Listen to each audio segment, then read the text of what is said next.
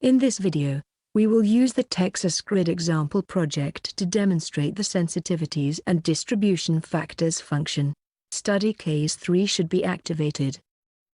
The sensitivities and distribution factors function is used to assess the response of a network to active and reactive power injections at busbars, or to transformer tapping, by calculating power flow and voltage sensitivities. It can be used to calculate standard market distribution factors such as power transfer distribution factors, or PTDF. The command dialog is accessed via the Additional Functions toolbox, using this icon. The command has already been configured, so let us first look at the options that have been selected. In this example, busbar sensitivities are to be calculated, which means the changes in power flow and voltages resulting from power injections at busbars. The busbars to be analyzed are in the north grid.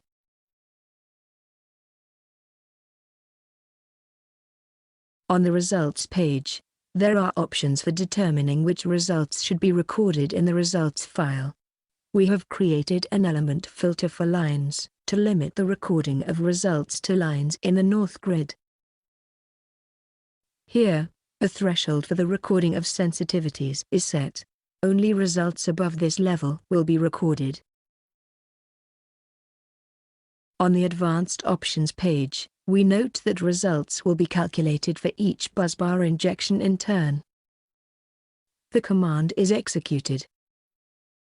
The results shown in a Network Model Manager, or on a graphic, will be just those for the last calculation, i.e. the last busbar in the list. To see all the results, reports can be run using this button. The report dialog gives a good overview of the quantities that can be calculated using the sensitivities and distribution factors function.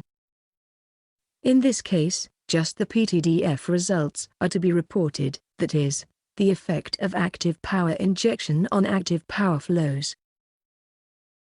In addition to the thresholds for recording results, seen in the command dialog, thresholds can also be applied to control what is reported.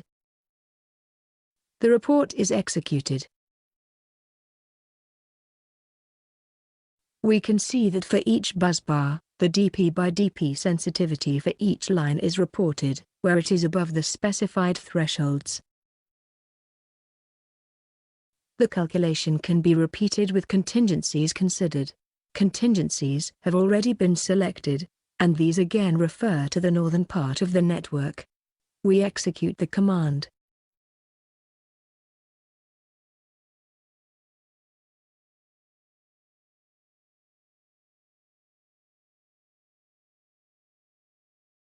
Now it can be seen that there is a separate PTDF report for the base case, and for each contingency case.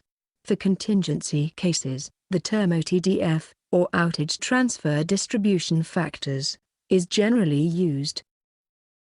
There is also an LODF report. LODF, or line outage distribution factor, is the change in power flow on a circuit as a result of the fault outage of another circuit, here shown as a percentage.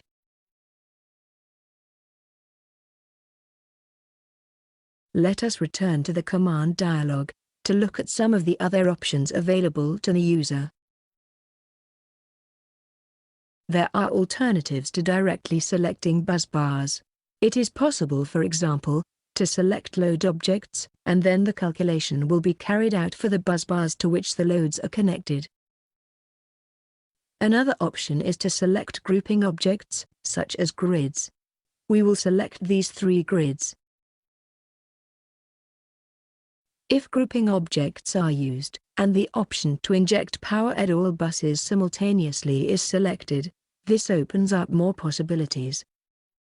Sensitivities can be calculated for each region in turn, and it is also possible for the boundary sensitivities between the regions to be determined.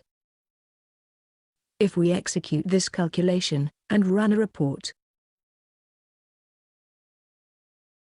we can see that the report includes sensitivities for the borders between each pair of grids. These are the 3 grids, and the report shows us that the power flow between the far west and west grids is highly sensitive to power injections in the far west grid. We have shown how the sensitivities and distribution factors command can be used to calculate busbar sensitivities. But of course it can also be used to calculate sensitivities to the tapping of transformers, including phase shifters, or to flow changes in HVDC connections.